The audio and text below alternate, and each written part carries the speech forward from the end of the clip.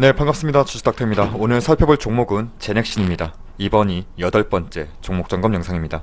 자, 오늘 주가 많이 빠졌죠. 종가 136,100원, 마이너스 6.01% 하락 마감했습니다.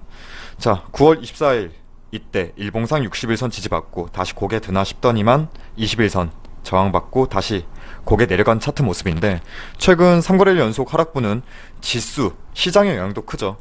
시장 따라간 흐름이었지만 문제는 그 흐름은 따라갈 수 있다 하더라도 그 하락폭이 제넥신은 다소 컸다는 부분이 중요하겠죠. 자, 어차피 이 영상을 보시는 분들이라면 대응 구간은 이미 지난 겁니다.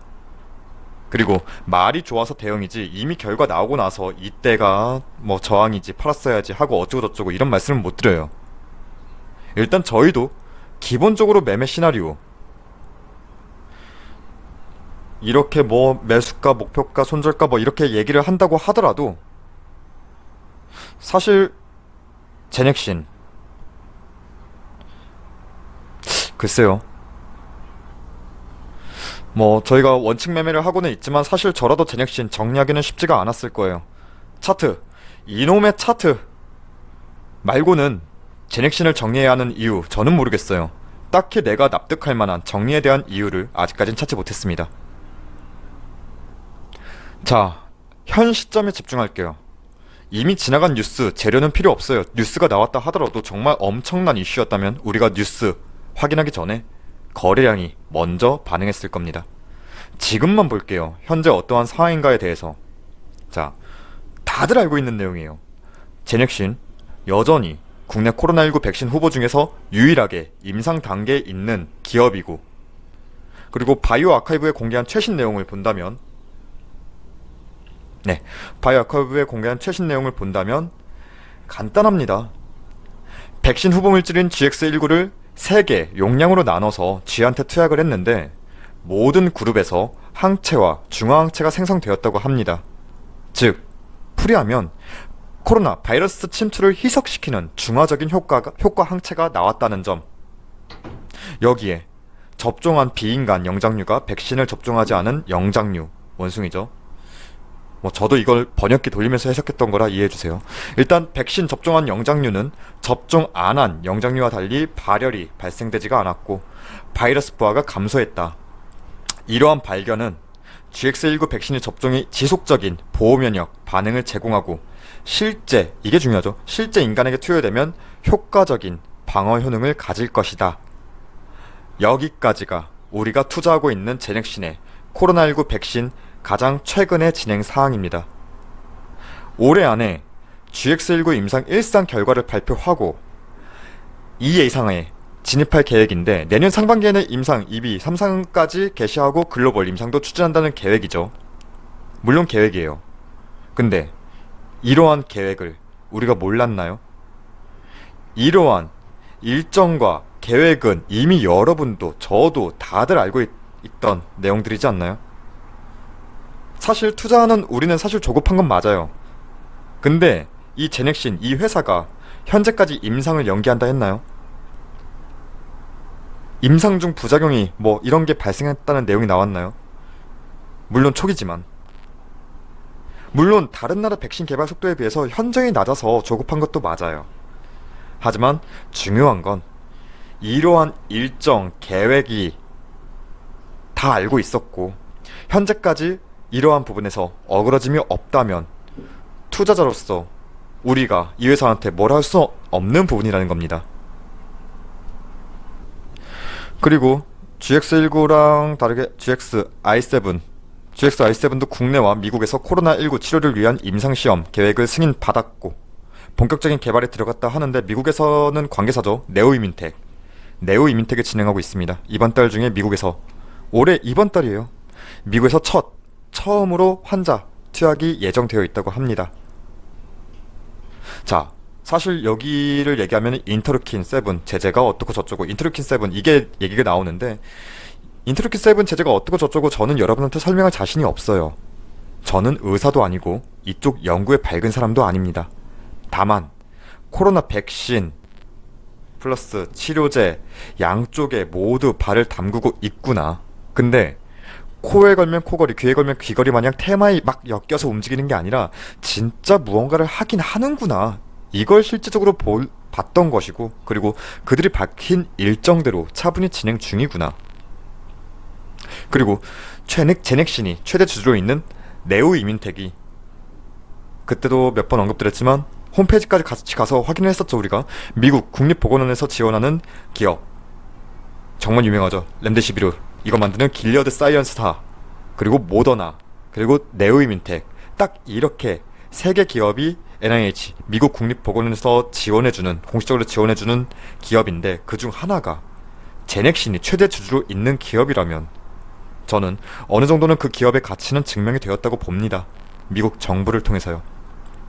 이 정도까진 투자자로서 분명히 확인합니다. 당연히 확인해야 돼요. 근데 나중에 결과는 어떠할지 몰라도 지금까지 이들이 진행한다는 부분에서 어그러진 게 있나요? 저는 아직 없다고 봅니다. 네오이민텍은 현재 상장 예비심 청구서를 접수한 상태고, 이르면 올해 12월 중 상장이 예정되어 있다고 하는데, 이 이슈는 사실 너무나 다들 잘 알고 계시니까 넘어가고, 그리고 이러한 소식도 나왔죠. 한독 최대 주주인 레졸루트, 제넥신과 함께 레졸루트, 미국의 레졸루트가 자회사인 레졸루트가 472억 원을 투자받았다. 하지만 주가에는 딱히 반응이 없어요. 이날, 이 언론이 발표되고 날, 이때 오히려 21선 딱 맞고 내려왔어요.